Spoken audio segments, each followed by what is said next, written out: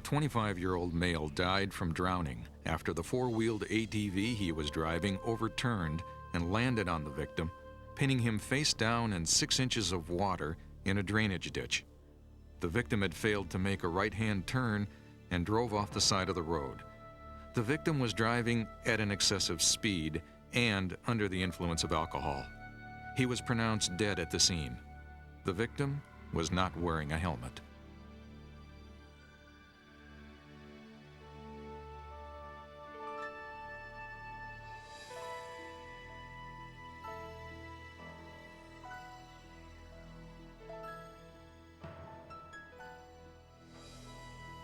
When it comes to ATV safety, a few ounces of prevention can eliminate this kind of tragedy down the road. And prevention begins with making sure the ATV is in ready condition. This calls for a few quick safety checks of the machine. The easiest way to remember what to check is with the acronym T-Clock. T stands for tires and wheels. C for controls and cables. L for lights and electrics. O for oil and fuel. And C for chassis. Unlike other vehicles, your ATV calls for low pressure in the tires. Check your operator's manual or the decal on your ATV for the proper inflation. And while you're at it, give each tire a visual once-over. And if you see cracks, cuts, or other signs of wear, you would be wise to visit your ATV dealer and get a new set of tires. Next, check the controls and cables, beginning with a test of the main brake lever, the auxiliary brake pedal, and the parking brake lock to make sure they all feel right and are working right. Test the throttle, making sure it moves freely. The rule of thumb here is, if it sticks, don't ride. Check the lights, all the lights, the high and low beams on the headlamps, the tail lights and the brake lights, and the warning lights on the handlebars. Check the ignition to make sure it works properly. And then test the stop switch. To prevent that long, leisurely walk to the nearest gas station, check the fuel level and the oil level. And while you're at it, give the machine a visual inspection for fluid leaks. Because grass and leaves can sometimes pile up in places like the suspension arms, the shock springs, and the fenders, look carefully at these areas and then clean them out if necessary. Cleaning out these little pile-ups will give you a more comfortable, easier running ride. Inspect items like the air filter and the battery terminals, and make sure you tighten any loose nuts, bolts, and other parts of the vehicle. And finally, check to make sure you have the right tools, safety equipment, and a first aid kit for your ride. With this checklist completed, the ATV is now ready. But before you get on and start the engine, you have to make sure you're ready. After all, an important part of prevention is wearing the right protective clothing. Starting with a pair of boots that covers not just your ankles, but the lower part of your leg as well. Then a long-sleeve shirt or jacket, and long pants made from durable material that will give you an extra layer of protection for your arms and legs. Most importantly, a helmet that meets the safety standards of the U.S. Department of Transportation, the Snell Memorial Foundation, or the American National Standards Institute. And when you've got it on, don't forget to fasten the chin strap. You also need to wear eye protection, something more than just a pair of sunglasses. You need a pair of goggles that completely surrounds your eyes. And finally, a pair of gloves to give your hands the protection they need.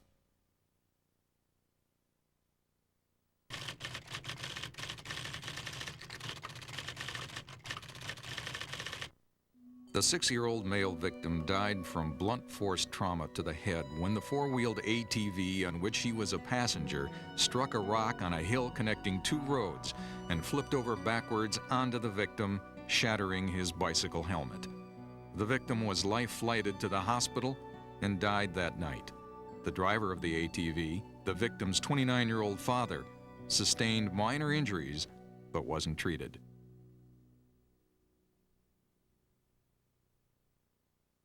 Active riding. It involves knowing the basic maneuvers like turning, shifting, braking, and parking. It involves a careful reading and understanding of the owner's manual and all of the labels. And it involves heeding the warnings and instructions on those materials before operating your ATV, especially the General Hazard Warning label, which contains the following information concerning ATV operation. This vehicle can be hazardous to operate. Severe injury or death can result if you don't follow these instructions. Before you operate this ATV, read the owner's manual and all labels. Never operate this ATV without proper instruction. Never carry a passenger. Never operate this ATV on paved surfaces. Never operate this ATV on public roads. Always wear an approved motorcycle helmet, eye protection, and protective clothing. Never consume alcohol or drugs before or while operating this ATV. Never operate this ATV at excessive speeds. And never attempt wheelies, jumps, or other stunts. You have to know all of the information spelled out on this label, as well as the age warning label, the passenger warning label, the tire pressure warning label, and the overloading warning label. After you've read this information, you're ready to start the ATV, the right way for safety's sake. The easiest way to remember the proper steps in starting your ATV is to think of the acronym BONE-C. B for setting the parking brake. O is for turning the fuel valve to the on position. N for making sure the transmission is in neutral. E stands for the engine stop switch, which must be in the run or start position. And C stands for choke. If the engine is cold, put the choke in the on position. With the BONE-C checklist completed, you're now ready to start the engine. Active riding can get a little tricky at times. That's why proper instruction and practice are important. You see, ATVs handle differently from other vehicles like motorcycles and cars. You have to know your limitations and not perform any maneuver or traverse any terrain that is beyond your capabilities and experience. You have to keep alert at all times. Even a brief distraction can lead to loss of control, and that can lead to a severe or fatal accident. Among other things, you have to know how to turn the proper way, climb a hill the safe way, cross obstacles the right way, or perform any one of a number of maneuvers that you may find yourself doing when you're out on the trail. Practice is important in active riding, and gradually progressing from the basic to the more complex maneuvers is the key to safe ATV riding. One of the most important things to keep in mind is your body position and how to shift your weight when turning. Statistics show that 20% of ATV accidents happen during a turn. Why? Because the rider failed to handle the turn the right way. As you come into any turn, ease off the throttle. Never take any turn at a speed you can't control. As you begin a wide turn, lean your upper body to the inside. It may take a little getting used to, but with practice you can not only make wide turns by leaning your shoulder into the turn, you can make sharp turns by shifting the whole body toward the inside running board. And you can make quick and multiple turns by raising yourself slightly off the seat and leaning to the inside of each turn. There's one other kind of turn you need to know about when operating your ATV. It's called a K-turn. This kind of maneuver comes in handy if you find yourself stalled while going uphill. The first thing you do is apply the brakes and shift to neutral. Then, keeping the brakes applied, shut off the engine. Keep your body weight shifted forward or uphill and get off the ATV on the uphill side. Turn the handlebars toward you and partially release the brake lever. Let the ATV roll back slowly and turn until it's facing slightly downhill. Then fully apply the brake and get back on the ATV from the uphill side, keeping your body weight shifted toward the uphill side when you sit down. Finally, start the engine, shift into first gear, and slide your body toward the back of the seat as you move back down the hill. Anytime you negotiate any kind of hill, you run the potential of losing control of your ATV, or in some cases, overturning it. So let's take a look at the maneuvers one at a time, beginning with riding uphill. First, keep your feet firmly on the footrests. Second, shift into a lower gear and speed up before you begin the climb. This helps you maintain your momentum. Third, when you begin your climb, move forward on the seat and lean forward or stand so that your body weight is over the front wheels. If the grade is real steep, stand and lean forward. And fourth, if the machine starts to stall, let off the throttle for a moment and quickly shift to a lower gear, still keeping your body leaning forward. If that doesn't work, you have two choices. If you're still moving forward and the terrain permits, do a U-turn, keeping your weight shifted uphill while making the turn, and then shift your weight to the back of the ATV as you move downhill.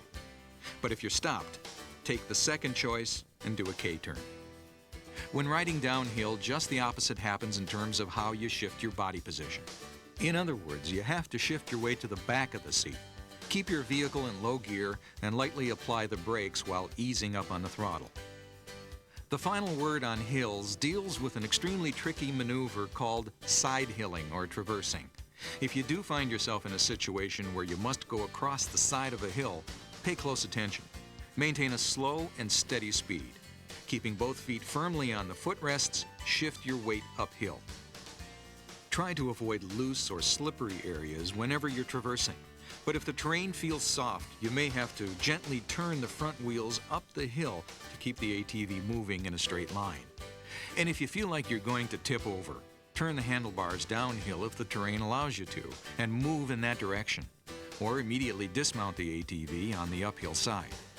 If you have to swerve to avoid an obstacle, keep your feet on the footrests, look in the direction of the swerve, shift your weight to the inside of the turn, and only apply the brake after swerving when you're moving in a straight line again. The point is, you have to remember to expect the unexpected at all times. Another unexpected that ATV riders can come across happens when the machine fails to respond during a turn and plows straight ahead. Here's how you deal with it. Keep your weight on the inside footrest and ease off the throttle. Turn the handlebars harder and transfer your weight further forward.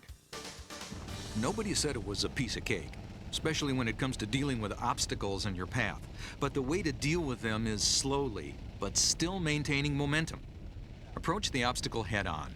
Lean forward and come off the seat. When your front tires make contact with the obstacle, give the throttle a quick nudge. Keep your arms and legs flexible to absorb the shock, and if the machine starts to tip, shift your weight to keep your wheels on the ground. By now, we hope you're getting the message about ATV operation. There's a lot to learn. More than can be covered in this video presentation. That's why it's important to read the safety section of your ATV operator's manual, as well as all the warning labels on the machine. It's also important to take a qualified ATV safety course. Your authorized dealer has information about the ATV training courses that are available. Proper instruction is an essential first step in learning the maneuvers that you need to know. After all, your safety and the safety of others depend upon it.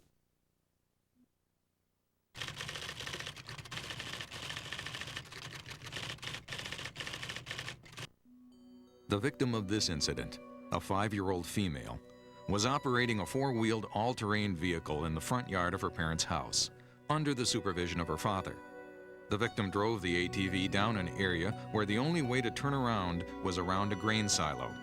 The victim was executing a right-hand turn when the vehicle tipped over to the right and fell onto her body. The victim was transported to a local hospital where she was pronounced dead on arrival.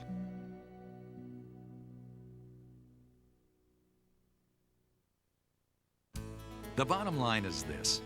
Like any other vehicle, the ATV and the operator both have certain limitations, some of them worth mentioning, starting with weather conditions. You see, the weather changes, not just from day to day, but more often from 1 hour to the next.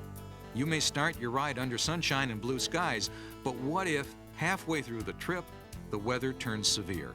The point is, it's important to think and plan ahead. After all, your ATV may be able to run in some adverse weather conditions, but can you? ATVs can also handle some pretty rough terrain, but not every type of terrain. Sound judgment helps you set the limit on the type of terrain you and your ATV should tackle. And that's where our final acronym comes into play. SIP-D stands for the following quick action steps you need to take to avoid any potential hazards that get in your way. Scan the terrain several seconds ahead. always keeping your eyes moving. Identify specific problems. Predict what can happen and what you can do to avoid it from happening. Slow down and decide what to do, and then execute your decision. Sound judgment also tells us that even though ATVs have headlights, night riding is not recommended. If you absolutely have to operate at night, use extreme caution. And finally, a few words about alcohol, drugs, and ATV riding. According to the Consumer Product Safety Commission, 30% of all ATV fatalities were alcohol-related. The message here? Sound judgment tells you never mix alcohol or drugs with the operation of an ATV. Sound judgment tells you that your ATV can carry many kinds of cargo, but the amount it can handle has its limitations. Your ATV can be a real pleasure to own and operate, especially when you use your head.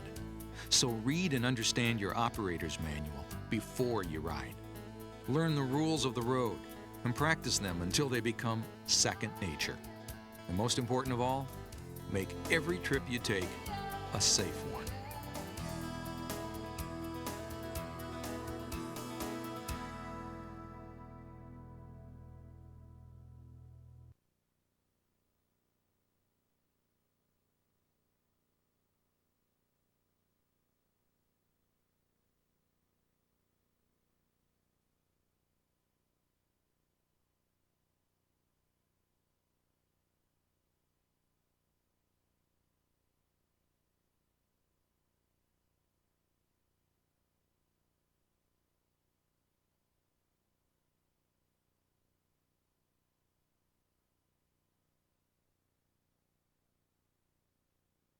I can do Tuesday, Thursday, or Friday.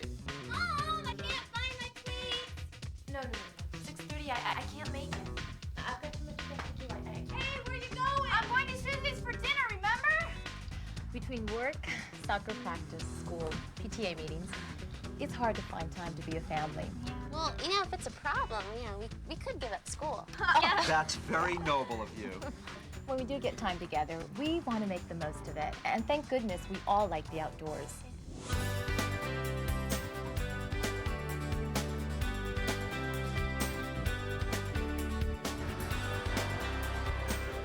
ATV riding is the best. It's a blast. And it's something we can all do together. Come on, admit it. You guys weren't all that hot in the idea when Christine and I suggested it. We're parents, we worry. Well. That's our job. Besides, we've seen you two playing sports. You're not exactly reserved when it comes to any activity. Just wanted to make sure you knew what you were doing before we bought our first ATVs. The kids had to go to an ATV training class. I wasn't talking about the kids here. We all needed to go to the training class. For this family, that wasn't an option, it was mandatory. This isn't like riding a bicycle. You have to know what you're doing, how to turn, how to go up a hill. The training class, combined with reading and following the important warnings and labels on the ATV and in the owner's manual, is a perfect way to learn proper riding. Plus, the classes are fun. You get a chance to meet other riders and find out where the best trails are. We all had a great time. But most important, we wanted to make sure that the kids knew what they were doing. Correct me if I'm wrong, Dad, but we weren't the ones who had problems starting the ATV. Yeah, well,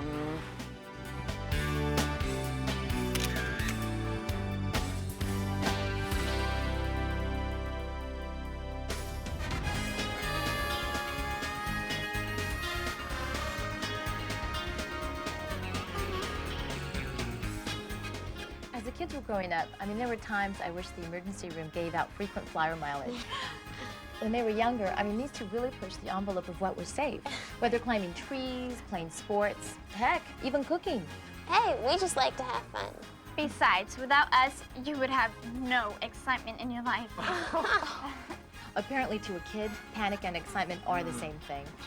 So when they started asking to ride ATVs, we waited a few years until we felt they were mature enough to handle them safely. Not only did they have to be the right age and size, they also had to have the right level of responsibility. The guidelines are pretty clear.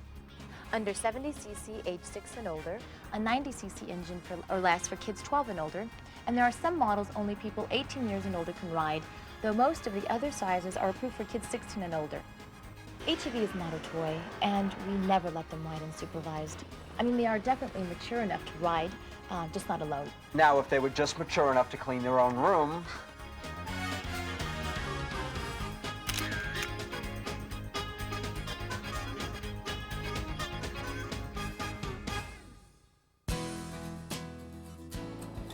My father taught me the meaning of the words responsibility and maturity.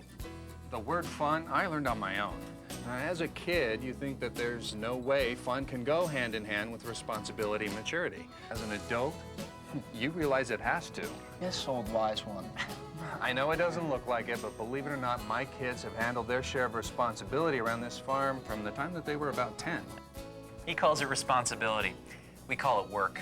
Oh, you two catch on quick. We use ATVs on this farm a lot. They're part of our everyday work, but we never take safety for granted. Every time we get on one of these things, proper helmet, gloves, boots, and goggles are standard equipment. Also long pants and a long sleeve shirt. I mean, these kids may think that they're indestructible, but they've only got one head, so the helmet is the most important. The first time that I tried to ride without goggles on, all kinds of stuff flew in my eyes. Bugs, dirt, leaves, maybe even a small airplane. From that point on, goggles every time. And brush by a bush or a tree on an ATV, and you'll see why long pants and a long sleeve shirt are real important. I mean, I don't care how hot it gets. Shorts and t-shirts just don't mix with ATVs. There's no sport you play without the right safety gear. No outdoor activity you do without the right equipment. The same thing goes for ATVs.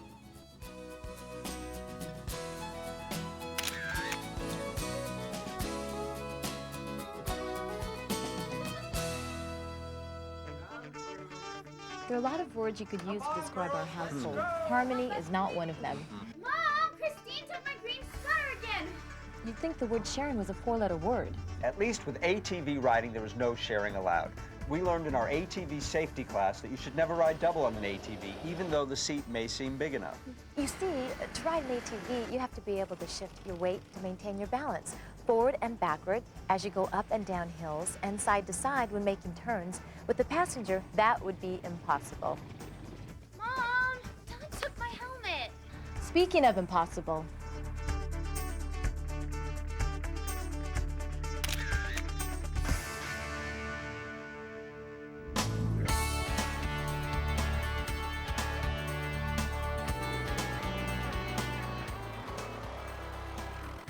We've always taken the kids to the mountains. Since they were old enough to walk, we've enjoyed the outdoors. These machines get a real workout.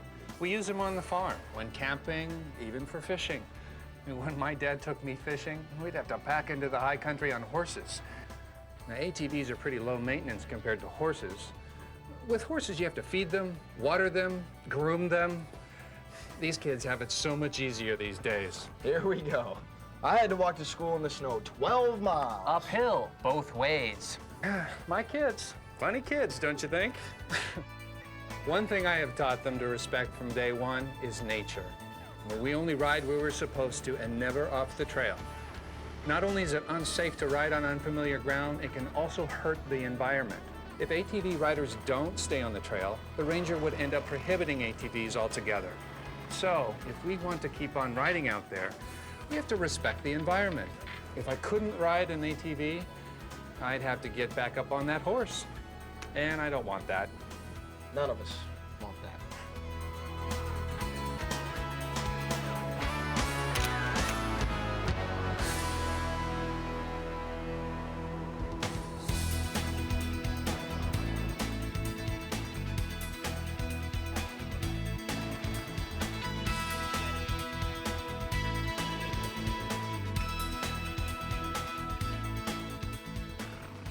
Finding an activity we all liked was so important. We like the fact that this teaches our kids responsibility. Just don't tell them that. They think we're only out here to have fun. You just have to ride safe. And ride smart.